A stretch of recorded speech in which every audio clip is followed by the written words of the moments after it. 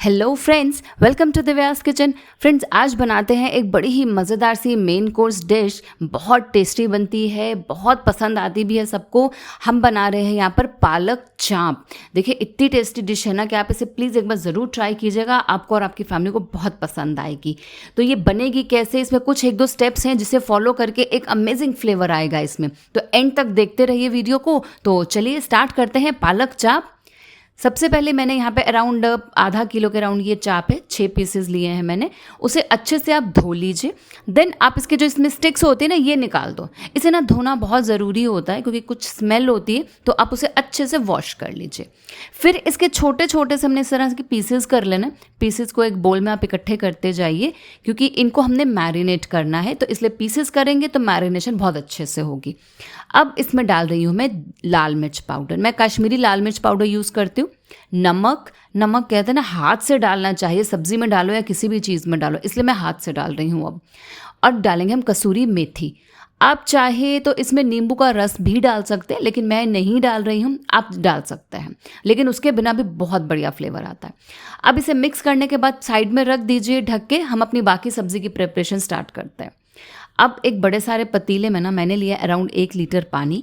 उसमें डाली है मैंने पालक को पहले अच्छे से साफ़ कर लिया था। फिर उसमें मैंने डाला है पानी में। उसमें थोड़ा सा मैंने डाला है हरा धनिया के पत्ते और हरी मिर्च। आप चाहे तो हरी मिर्च 1 से 2 भी कर सकते हैं, डिपेंड करता है आप कितना तीखा पसंद करेंगे। और थोड़ी सी चीनी और थोड़ा सा नमक। बस 1 से 2 मिनट के लिए आप इसे कुक कीजिए। ज़्यादा इसे पकाने की ज़रूरत नहीं होती है। और बस 1-2 मिनट के बाद आप इसे इस तरह से निकाल लीजिए। आप ना जब हम इसे निकालते हैं पानी में से, आप इसे जो कोशिश कीजिए इससे पहले ही इसका जो एक्सेस वाटर है आप वो निकाल दीजिए, क्योंकि इसके बाद हमने ना इसको डायरेक्ट हम आइस कोल्ड वाटर में डालेंगे। इसका पानी जितना निकला होगा, इसका कलर उतना ही ज़्यादा रिटेन रहेगा। इसमें हमने शॉक दे दिया इसको ठंडे पानी का, तो अब इसे भी हमने ना निकाल लेना इस ठंडे पानी में से। यहाँ भी आप इसको अच्छे से निचोड़ लीजिए, क्योंकि जब हम इसकी प्यूरी बनाएंगे ना, तब हमें उसमें पानी बिल्कुल नहीं चाहिए। कोशिश कीजिए अच्छे से निचोड़ लीजिए। ये देखिए इस तरह से, ठीक है। क्योंकि अब देखो, आप मिर्च भी दिख रही है ना आपको। ये सारे का ना हमने एक प्यूरी बना लेनी, और प्यूरी बनाते वक्त पानी नहीं डालेंगे क्योंकि ऑलरेडी इसमें पानी होता है। अब एक और मिक्सचर तैयार करेंगे हम दही का। आधा कप दही लीजिए, उसे फेंट लीजिए। उसमें डालेंगे मैं अगेन यहाँ पे कश्मीरी लाल मिर्च ही यूज़ कर रही हूँ। थोड़ी सी हल्दी और थोड़ा सा धनिया पाउडर। आप तीखा पसंद करते हो तो जो तीखे वाली लाल मिर्च होती है, अब वो भी इस यहाँ पर यूज़ कर लो। थोड़ा सा जीरा पाउडर, बिल्कुल फ्लेवर के लिए हम डाल रहे हैं। और अदरक लहसुन का पेस्ट फॉर्म में डालिए, क्योंकि हमने यहाँ पे ना इसमें ग्रेवी को डालना है। ग्रेवी में हम लोग ये मिक्सचर यूज़ करेंगे। अब इसे अच्छे से मिक्स कर लीजिए। अब इसे भी हम साइड में रख देते हैं। तो अब बढ़ते हैं नेक्स्ट स्टेप की तरफ। अब एक कढ़ाई में ना हमने लेना है देसी घी। देखिए, हम कोई भी पालक का साग बनाते हैं या पालक पनीर बनाते हैं, हम देसी घी में बनाते हैं ना, क्योंकि उसका फ्लेवर बहुत बढ़िया आता है। इसलिए घी को अच्छे से गर्म करने के बाद उसमें लेंगे हम तेज पत्ता, थोड़ी सी हींग, जीरा। ये लो टू मीडियम फ्लेम पर आप इसे कुक कर लीजिए ताकि ये जले नहीं, लेकिन फ्लेवर बहुत अमेजिंग आएगा इसका। देखिए, अच्छे से रोस्ट होने के बाद कुछ हम होल मसाले डालेंगे, जैसे हम काली मिर्च, लौंग, हरी इलायची।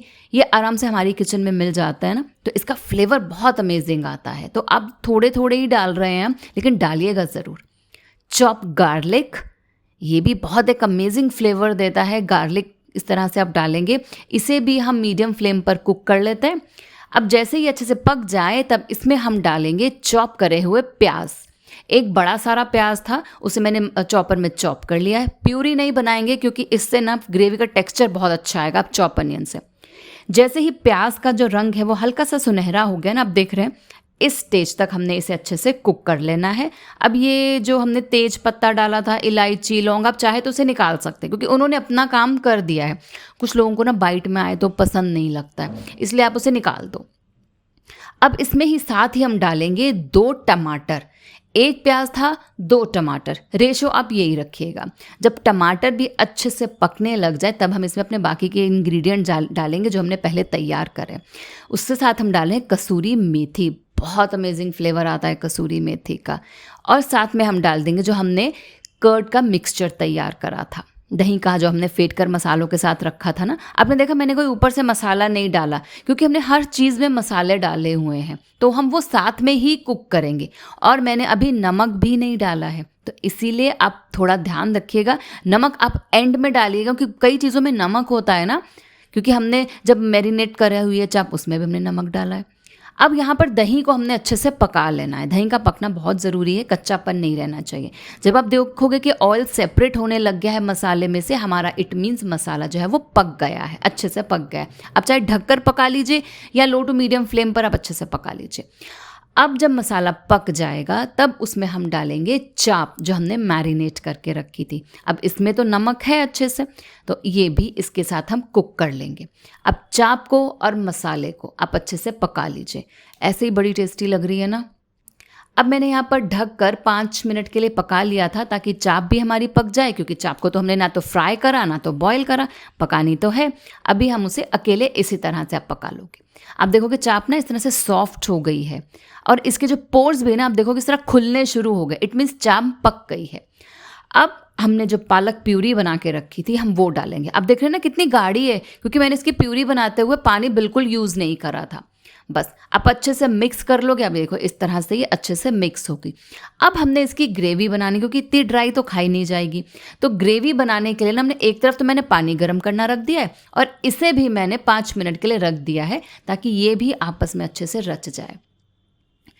इतनी अच्छी खुशबू आने लग गई है ना, ये देखिए।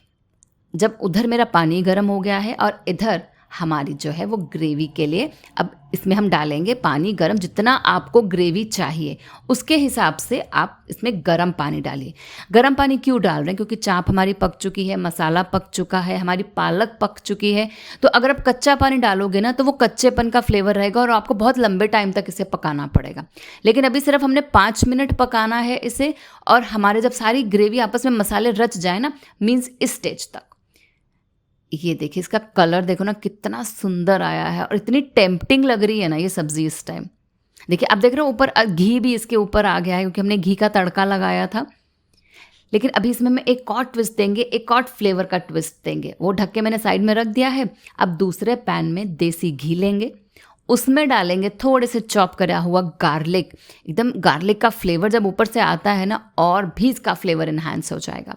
जब गार्लिक में हल्का सा कलर चेंज हो जाए, लो टू मीडियम फ्लेम पर ही इस तरह से कलर चेंज हो जाए, गैस बंद कर दीजिए और डालिए देगी मिर्च। बस इसे अच्छे से मिक्स करना। मिर्च आप कभी भी डालते हो ना इस तरह से रोगन के लिए, तो हमेशा गैस ऑफ करके डालिए। बस वो रोगन हमारा उधर तैयार हो गया है। तो अब हम सर्व कर रहे हैं हमारी पालक चाप। ग्रेवी देखिए कितनी बढ़िया ग्रेवी बनी है, खुशबू इतनी मज़ेदार आ रही, इतना अच्छा टेक्सचर है इस ग्रेवी का। ये पालक चाप इतनी टेस्टी है ना, आप ज़रूर ट्राई कीजिएगा। और ये है जो हमने रोगन अभी बना के रखा था, मैं इसके ऊपर सर्व कर रही हूँ। आप चाहे तो पूरी की पूरा कढ़ाई जो हमने थी पालक चाप वाली उसमें डाल दो। बस थोड़ी सी मैंने ऊपर रखी है मलाई, और जिंजर जूलियंस हैं अदरक के साथ मैं इसे सर्व करूँगी। और लीजिए देखिए कितनी मज़ेदार सी हमारी पालक चाप की सब्ज़ी तैयार हो गई है। इतनी टेस्टी है कि आप पालक पनीर बनाते हैं, पालक का साग बनाते हैं, चाप भी कई तरह से बनाते होंगे, एक बार पालक चाप ज़रूर ट्राई कीजिएगा। तब तक के लिए थैंक्स फॉर वॉचिंग।